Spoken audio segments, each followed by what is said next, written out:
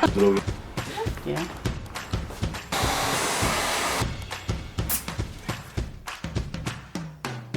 왜 이것보다 현재적인 검색하는 그거보다 이게 훨씬 더 케이스 바이 케이스를 그거는 그 자연어를 처리할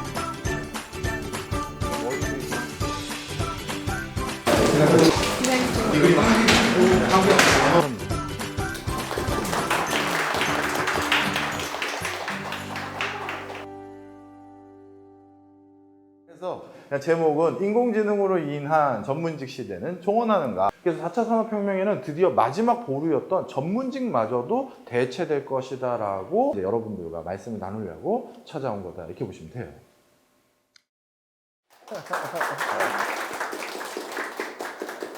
자, 안녕하세요. 미남 박정우라고 합니다. 여기서 박수 한번 쳐주세요. 제가 참 민망한데, 이거 볼 때마다 민망한데, 저 오늘 강의 처음 한다고 우리 관계자분들께서 이걸 해주셨어요. 이 뜻은 뭐냐 하면, 미래를 보여주는 남자. 이렇게 이런 거의 축약이에요. 요즘 모르겠어요. 저도 뭐 사실 다들 너무 불확실하죠. 네, 어떻게 돌아가는지도 모르겠고, 뭐 100세 시대라고 해서 대비해야 될 기간은 다 많은데, 그런데 저도 뭐 한 분야의 조그만 전문가로서 이렇게 조금씩 지식을 알아가는데 이거를 저 혼자 가지고 있긴 그렇고, 저도 화두를 꺼내야 누군가에게 거기에 대해서 답도 듣게 되지 않겠습니까? 그래서 이런 고민을 혼자 가지고 있다가 마침 이걸 주최하는 측에서 좋은 기회를 주셨어요. 미래에 대해서 서로 공감하고 토크하고 나눠보고 같이 고민할 수 있는 기회를 가져보자. 그러면서 저는 거기에 대해서 화두를 던지는 역할을 좀 해달라고 하시더라고요. 그래서 이렇게 여기 계신 분들을 찾아뵙게 된 겁니다.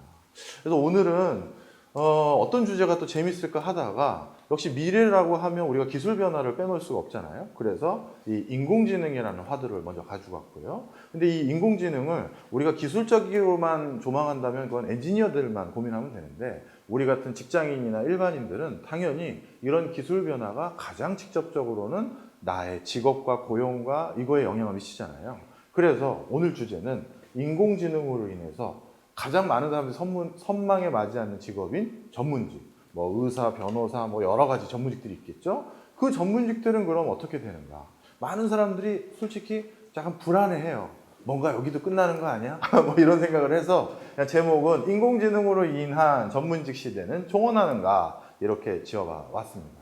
자, 하나하나 슬라이드 넘기면서 말씀드리도록 하겠습니다. 먼저 인공지능 얘기를 하면요, 아직까지 많은 분들이 먼 미래 얘기를 하는 거 아닌가라고 생각하시는 분들이 너무 많아요. 그런데 인공지능은 먼 미래가 아닌 지금 진행되고 있는 현상입니다. 내가 인지하지 못하지만 바로 내 옆에서, 아니면 사실 내가 지금 인공지능을 이미 쓰고 있다는 것을 먼저 말씀드리고 싶어요. 우리가 어떤 주제에 대해서 우리가 관심을 가지려면 그게 먼 미래가 아니라 바로 내 코앞에 있는 나의 일이구나라는 생각을 먼저 가지셔야 되잖아요. 그래서 이 얘기를 안 드릴 수가 없겠다는 거죠. 일반적으로 지금 전 세계 트렌드도 한번 말씀드릴게요. 구글 같은 경우는 벌써 2016년도에 우리가 자체 개발한 인공지능 기술만 가지고 우리 회사 전체 매출액에서 8% 정도가 바로 이 인공지능 기술 때문에 증액이 됐다는 거예요. 그러니까 우리 회사의 벌써 매출 기여도가 8% 가까이 된다는 거예요. 인공지능 기술이요. 이건 뭐냐? 도대체 어떤 사람이 어떤 검색을 했었을 때 메인 페이지에 뭘 먼저 보여주는 게 이 사람에게 구글 그 사이트의 체류 시간을 더 늘리고 구글의 이용률을 더 높이는지에 대해서 굉장히 다양한 접근을 하는 거예요. 예를 들어서 이렇게 설명드릴 수 있겠죠. 제가 세탁기라는 걸 검색을 한다고 쳐보겠습니다. 그럼 세탁기라고 딱 넣었을 때, 그 일반 명사를 딱 넣었을 때 가장 메인 페이지에 뭘 보여줘야 되죠? 내가 사실 검색하는 방향성과 동떨어진 것을 보여준다라고 하면 아마 구글 사이트에서 빨리 벗어나서 다른 네이버나 다음이나 다른 데로 갔을 거예요. 그런데 이 사람이 그런 단어를 검색하고 나서 처음에 어떤 페이지를 보여주고 그 중에서 어떤 페이지를 눌렀을 때 그 다음에는 어떤 뎁스들을 가장 먼저 보여주는 게 우리 사이트의 체류 시간을 가장 늘리느냐가 구글의 가장 큰 관점이에요. 왜 그러냐 하면 우리가 어떤 회사의 기업 가치를 평가하는 것은 여러 방법들이 있습니다. 그런데 온라인 사이트에서의 기업 가치를 평가하는 방법은요, 그 유저가 그 사이트에서 체류하는 체류 시간이에요. 근데 이제 사실 2010년 이후부터 큰 변화가 있었어요. 예전에는 구글이라는 사이트에서 체류하는 시간이 페이스북보다 더 많았었어요. 그런데 2010년 이후부터는 어떻게 됐다? 페이스북에 체류하는 시간이 구글보다 훨씬 높아진 거예요. 구글 회사 입장에서는 당연히 위기의식을 갖지 않을 수 없었습니다. 그런 과정에서 우리 사이트 범주에서 계속 뛰어놀 수 있는 체류 시간을 늘리려면 어떤 것들로 계속 당근이나 미끼를 던져야 되느냐에 대한 고민을 많이 하는 거죠. 예를 들어서 세탁기라는 걸 아까 가지고 말씀드렸다면 세탁기란 검색을 늘렸을 때 어떤 분은 학술적으로 세탁기가 뭔지를 고민하는 사람도 있겠죠. 그 사람들에게는 세탁기의 역사를 반추할 수 있는 이런 서적을 보여줘야 될 거예요. 근데 그게 아니라 내가 세탁기를 이제 막 새 거를 구매하려는 사람도 있을 거 아니겠습니까? 그 사람 입장에서는 새로 나온 세탁기의 여러 가지 브로셔라든가 그런 온라인 홈쇼핑몰을 보여줘야겠죠. 바로 어떤 것들을 먼저 보여주느냐에 따라서 유저들의 쾌적함 환경이 달라지는데 그런 것들을 바로 지금 인공지능 기술을 통해서 많이 개발을 하고 있습니다. 바로 그런 것들이 바로 매출액의 급상승으로 이어지고 있는 거죠. 그 다음에 구글, 페이스북, MS, 바이두 세계 4대 IT 기업 꼭 가장 높은 회사는 아니지만 가장 큰 회사들 중에 이 4개 회사가요. 2015년도 한 해 동안 인공지능 인력을 스카우트하는 데 사용한 금액이 무려 10조 원이에요. 저는 그 외신 보도를 보고요. 제가 이 해외 매거진이었는데 매거진 뉴스를 보고 타이포인 줄 알았어요. 오타인 줄 알았어요. 10조 원? 잘못 들었다고 생각을 했어요. 그래서 제가 이게 그 달러가 아니라 아니면 저기 그 위안화라든가 다른 거에서 내가 원화로 잘못 계산했나 3-4번을 계산했는데 아니더라고요. 정말 이 4군데 회사에서 세계 최강의 인공지능 기술을 확보하고 인력을 확보하기 위해서 한 해입니다. 한 해. 한 해 동안 쓴 돈이 무려 10조 원입니다. 그러니까 인공지능이라는 분야는 어떤 새로 이제 우리들보다 우리 밑에 세대일 수도 있는데 밑에 세대 누군가가 뭔가 새로운 유망 분야를 찾는다라고 했었을 때 가장 먼저 주목해야 될 파트 중에 하나를 저는 정말 주저없이 인공지능을 꼽아요. 자, 그 다음에 아마존입니다. 아마존은 인공지능을 통해서 유일하게 미국에서 아마존만 한다라고 봐도 과언이 아닌 기능이 하나 있어요. 뭡니까? 당일 배송. 우리나라는 쿠땡이니 티땡이니 많은 회사들이 사실 당일 배송하는 게 많잖아요. 근데 그건 우리나라에서 가능하죠. 왜? 우리나라는 미국의 한 주보다도 작은 사이즈예요. 그러니까 당일 배송이라는 게 사실 오전에 제가 누르면 저녁 때 집에 와 있는 경우도 많습니다. 사실. 그런데 미국은 그게 거의 불가능하잖아요. 그렇지 않습니까? 그런데 미국에서 당일 배송을 한다고? 이건 어떻게 된 거냐? 아마존에서 고객이 뭔가 책을 누르거나 뭔가 검색을 하잖아요. 근데 그 사람의 어떤 소비 패턴, 그걸 분석하고요. 그리고 그 단어를 가지고 있는 그 단어들과 관련된 소비 패턴을 일반적으로 도출을 해요. 그래서 아마존에 그 검색을 눌렀을 때, 검색을 누르는 순간 이 고객이 오늘 이걸 구매할 가능성을 확률로 계산을 해요. 인공지능이. 그래서 이거는 얘가 이거 7시간 안에 발주한다. 그럼 미리 가는 거예요. 주문도 안 들어왔는데 배송을 보내는 거예요. 그러지 않고선 당일 배송이 불가능해요. 불가능합니다. 그래서 적어도 물류센터에서 이쪽 물류센터에서 그쪽 근처 물류센터까지라도 보내놔야 되는 거예요. 물론 그 물류센터에 왔는데 안 살 수도 있겠죠. 그러면 그 물류센터에서 그 물건을 홀드하고 있으면 되는 거겠죠. 그래서 지금 미국에서 이걸 너무 부러워하는 또 다른 경쟁사가 있죠. 누구겠습니까? 월마트죠. 오프라인 최강자가 온라인 최강자에게 뒤집어졌거든요. 이게 2016년도로 제가 기억을 하는데 유사일에 가장 혁신적인 변화가 생겼어요. 뭐냐 하면 우리가 항상 거래라는 것은 오프라인에 하는 게 더 시장 규모가 컸습니다. 우리가 아무리 온라인 홈쇼핑몰에서 뭘 구매하더라도 편의점에서 소소하게 생수 사거나 아니면 이마트에 가서 뭐 사는 게 그래도 시장 규모가 더 컸었거든요. 전 세계적으로. 그런데 바로 2016년도에 오프라인을 기반으로 한 시장 규모보다 온라인으로 진행하는 시장 규모가 훨씬 커진 거죠. 그런데 이 오프라인을 기반으로 했던 이 월마트는 아직도 배송을 하는데 이틀 이상이 소요돼요. 그러니 소비자 입장에서 주문하면 빨리 받고 싶은 게 다 인지상정이잖아요. 그런데 아마존은 당일 배송을 한다? 그 차이의 원천은 뭐냐? 인공지능입니다. 그러니까 지금 벌써 인공지능은 어떤 기업의 가장 중요한 핵심 역량으로 대두되고 있는 상황입니다. 자, 그러면 이런 좀 전에 보여드렸던 세계적인 혁신 기업에만 해당되는 거지 많은 일반적인 국가는 인공지능과 좀 관계없는 거 아닌가요? 이렇게 오해하실 수가 있는데 전혀 그렇지 않습니다. 지금 모든 국가에서 가장 중요시 여기는 원천 기술 중에 하나가 사실 인공지능입니다.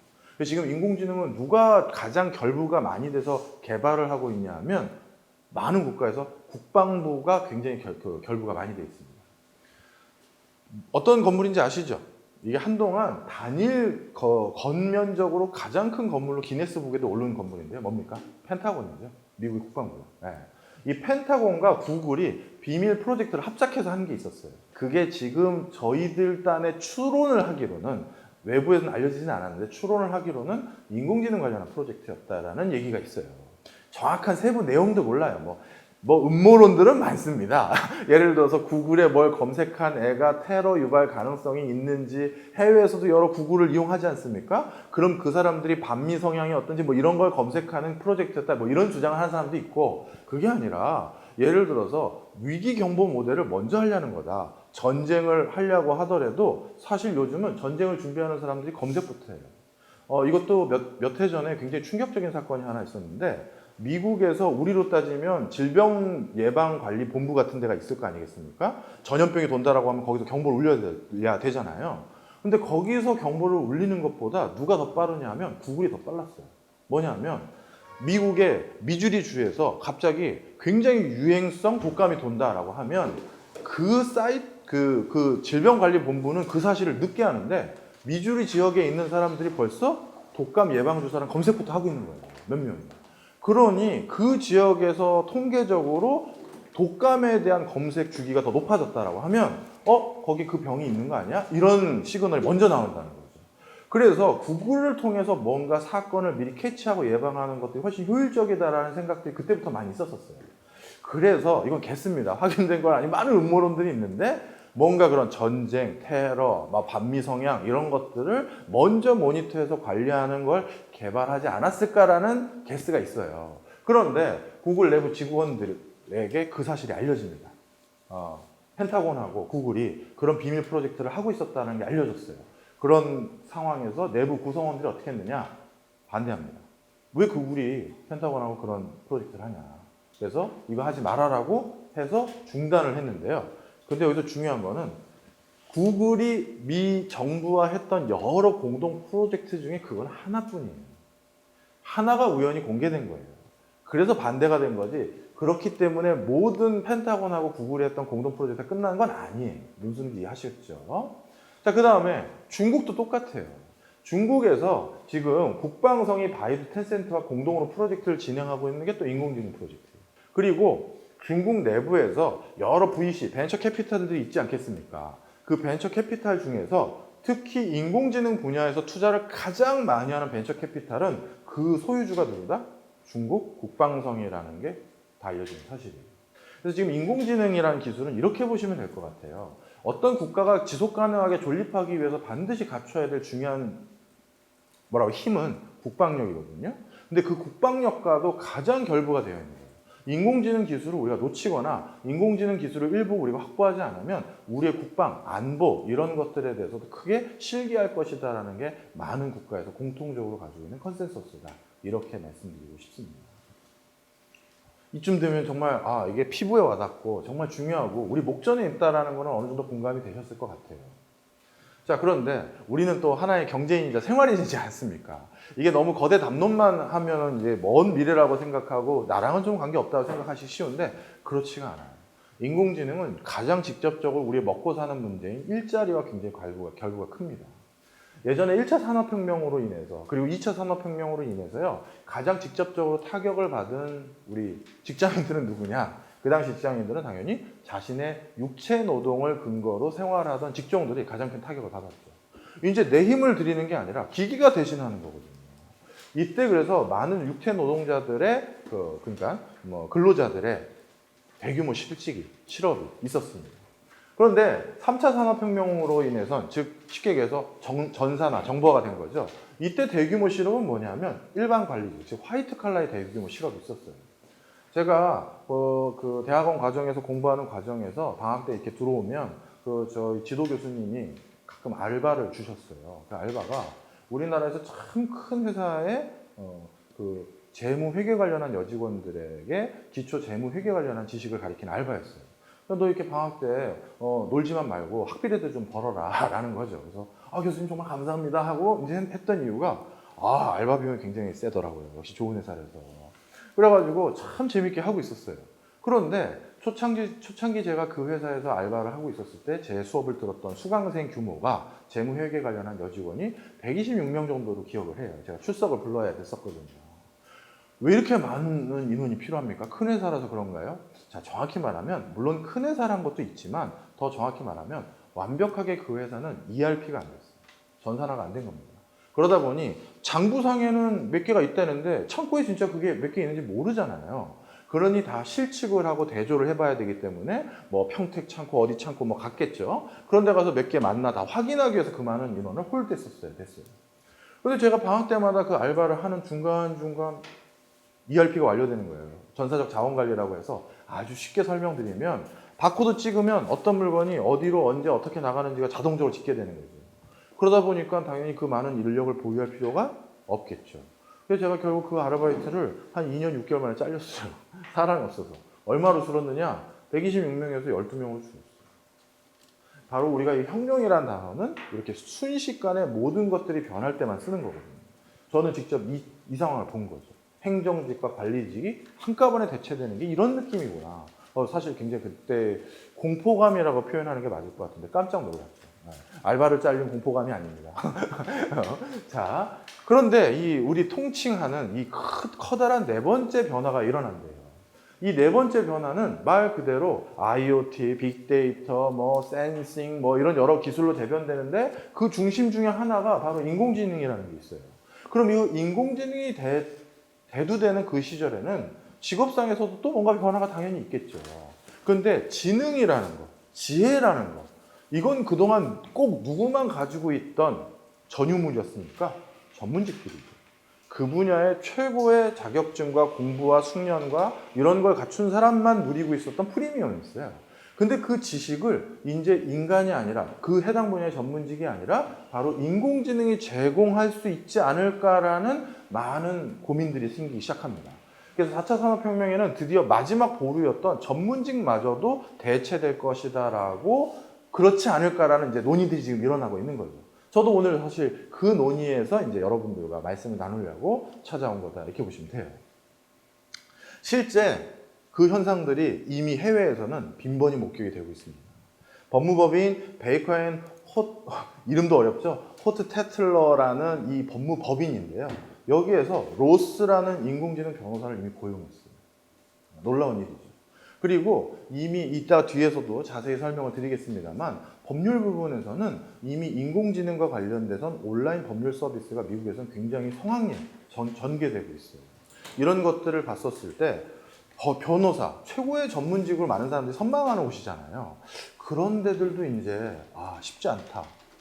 야, 그러면 이제 우린 이런 생각이 들죠. 변호사도 쉽지 않다니 그럼 나라면 나는 어떻게 하는 거냐. 이런 걱정들이 솔직히 저를 포함해서 우리가 많이 갖게 되는 고민들 중에 하나다. 이렇게 말씀을 드리는 거예요.